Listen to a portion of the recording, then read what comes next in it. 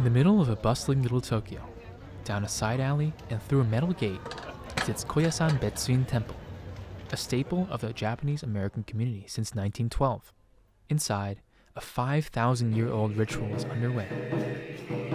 Shingon Buddhist monks, dressed in flowy robes, sit around a long, rectangular wooden table. They lower prayer-filled strips of paper into a flaming bowl. These monks are tasked with fulfilling the community's wishes, burning away their worldly desires, and purifying their souls. The ritual is a request to the guardian deity Fudomyo to rescue the attendees of the temple from fiery fate in hell. Back in the 8th century, in Japan, it served as a way to ward off calamity and disease. In the past few years, the ritual has given hope to local attendees struggling through COVID-19 and its after effects. But the Shingon Buddhist tradition is being endangered, not only at this temple, but at thousands of temples across the world. Shingon Buddhism is the third largest sect of Japanese Vajrayana Buddhism, with over 5 million practitioners worldwide, but it is also one of the strictest when it comes to monastic discipline. The training of Shingon Buddhist monks is passed down from master to student directly, and its secretive nature requires deep commitment. In other words, there is a shortage of monks. In the temple courtyard, I meet Head Reverend Yuri Mori as he prepares for a ceremony. Reverend Mori arrived at Koyasan Temple last year from Osaka, Japan. He was born at a Buddhist shrine into a family of monks. His grandfather was a monk. His great-grandfather was a monk. His great-great-great-grandfather was a monk. He's only 24, but as far as he can remember, he's had to live with this eventual role in mind. His family even scrutinized his private Instagram account. Our Shingon Buddhism, it's very, very strict, honestly, very strict. Formal instruction for becoming a Shingon Buddhist practitioner can start as early as 3 years old and continues well into a person's mid-20s. Those who want certification as a practitioner must enter schooling at shrines in Japan. The curriculum involves deep knowledge of sutras, symbols, and chants. All this, and a lifelong commitment to achieving enlightenment. It's a lot to take on. On top of this, the Japanese Buddhist population is decreasing, leaving fewer people who are willing or able to certify as reverends. For temples abroad, like the Little Tokyo Temple, this is a big problem.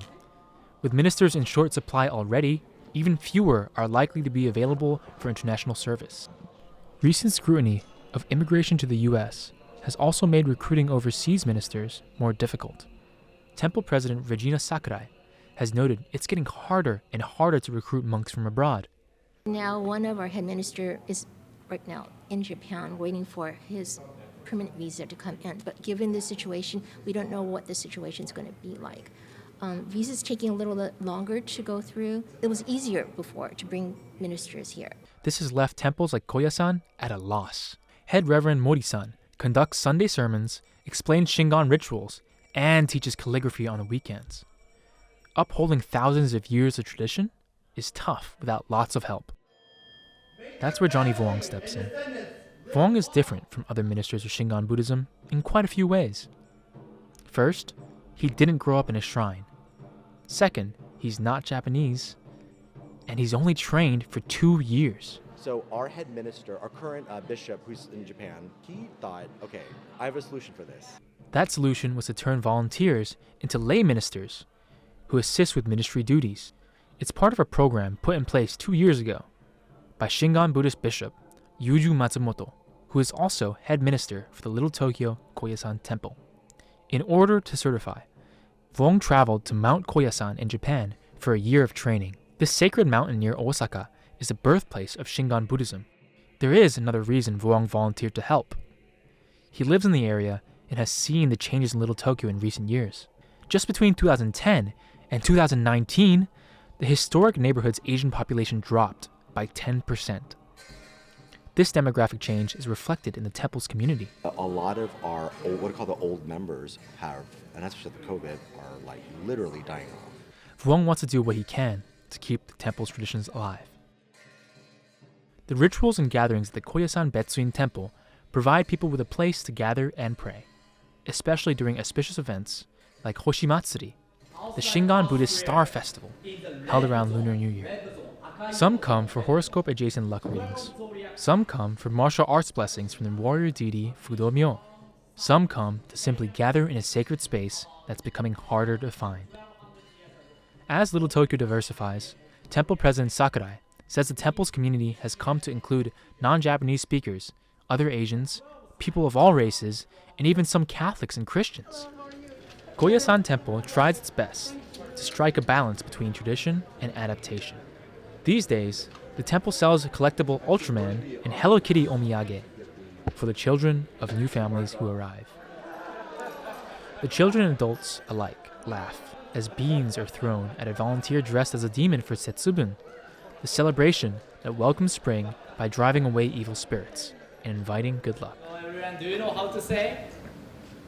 Please after me.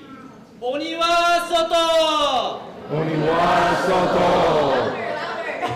Fuku wa uchi!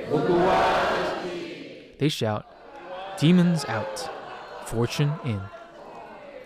The temple will also need fortune, along with all the hard work of those keeping its traditions alive. For Annenberg Media, I'm Michael Liu.